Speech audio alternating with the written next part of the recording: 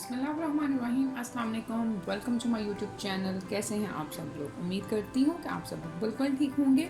मैं भी बिल्कुल खैरियत से हूँ और लेकर आई हूँ बहुत ही क्रिस्पी सी और मज़ेदार सी रेसिपी आप लोगों के लिए।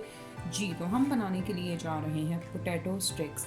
बहुत ही मज़ेदार बनती हैं सिंपल इंग्रेडिएंट्स के साथ। तो चलें फटाफट से स्टार्ट करते हैं। जी तो ये यहाँ पर मैंने आलू लिए थे, तकरीबन आधा किलो के करीब ये आलू हैं। इनको मैंने बॉईल कर लिया है, बॉईल करके छील लिया था।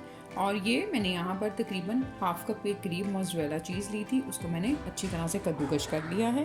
7 टेबल स्पून के करीब हम इसके अंदर कॉर्नफ्लोर ऐड करेंगे। 1 टीस्पून के करीब मैं इसके अंदर नमक ऐड करूँगी। 1 टीस्पून के करीब काली मिर्च जाएगी। बिल्कुल 1/4 टीस्पून के करीब ऑरिगेनो हम इसमें ऐड करेंगे। आप इसको स्किप भी कर सकते हैं। और इसके अलावा थोड़ा सा धनिया हम इसके अंदर डालेंगे। सबसे पहले हम आलूओं को अच्छी तरह से मैश कर लेते हैं। जी तो ये देखिए मैंने आलूओं को अच्छी तरह से मैश कर लिया है। अब सारी चीज़ें हमने इसके अंदर ऐड कर देनी है। ये चीज़ इसके अंदर चली जाएगी। मसालों का इस्तेमाल आप अपने टेस्ट के मुताबिक कम या ज़्यादा भी कर सकते हैं। और ये मैंने कॉर्नफ्लोर इसके अंदर ऐड कर दिया है।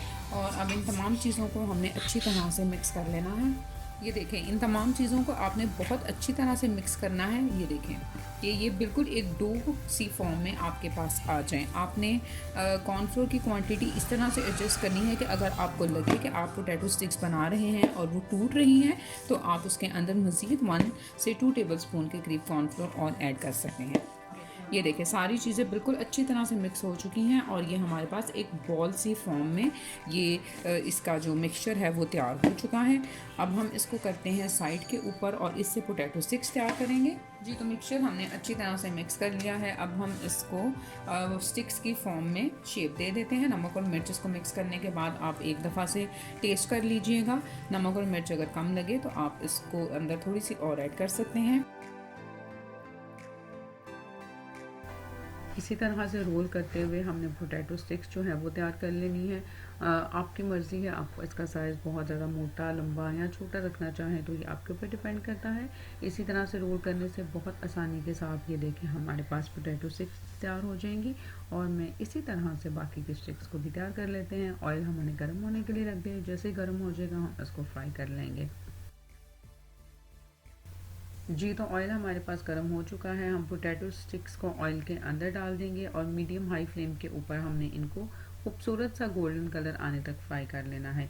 जिन भी कबाब के अंदर पोटैटो स्टिक्स के अंदर आप लोगों ने चीज़ ऐड की हो, कोशिश करें कि उसको आप मीडियम हाई फ्लेम के ऊपर ही फ्राई किया करें, क्योंकि जब चीज़ उसके अंदर मेल्ट हो जाएगी और अब बहुत ज़्यादा उसको लो फ्लेम के ऊपर कुक करेंगे तो चीज़ जब मेल्ट हो जाएगी तो कबाब आपके टूटना स्टार्ट हो जाएंगे। ये मैंने पोटैटो स्टिक्स इसमें डाल दी हैं।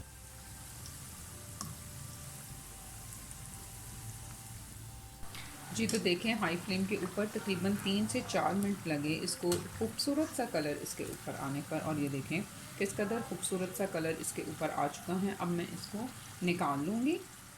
जी तो ये देखें बहुत ही मज़ेदार सी क्रिस्पी सी पोटैटो स्टिक्स हमारे पास रेडी हो चुकी हैं। बाकी की बाद में तैयार करूँगी। मैं आपको ये दिखा दूँ,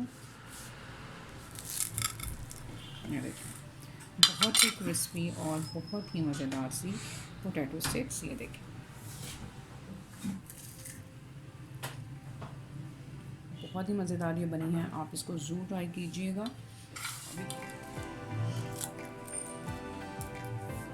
ट्राई कीजिएगा। अपना बहुत सारा ख्याल रखिएगा, दुआओं में याद रखिएगा। फिर मिलूँगी एक नई और मज़ेदार रेसिपी के साथ। Thank you very much and अल्लाह हाफ़िज़।